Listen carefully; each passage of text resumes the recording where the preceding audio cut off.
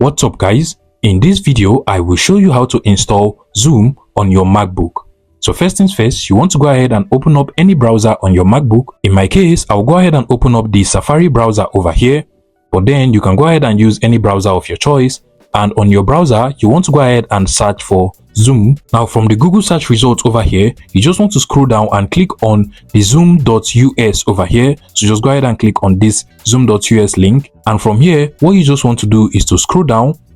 And from here, you want to go ahead and select the processor that your MacBook is actually using. So if your MacBook is actually using the Apple Silicon, then you can go ahead and click on this link. But then if you're using an Intel, then you can go ahead and click on download for Intel over here. So in my case, I'll go ahead and click on Intel because my MacBook is actually using an Intel. So I'll just click on that and then click on allow.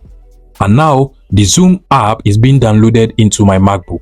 And if I click on the download icon over here, you can literally see it being downloaded over here. By the way, if you do not know whether your MacBook is actually an Apple Silicon or an Intel, to find that out, what you just want to do is to go ahead and click on the Apple icon at the top over here and then click on about this Mac at the top.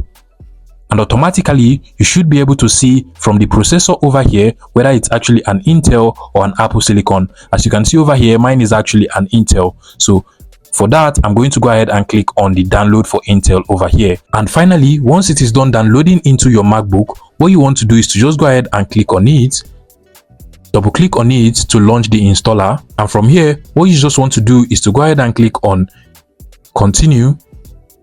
And then you want to go ahead and click on install. And now you also want to go ahead and enter your MacBook password.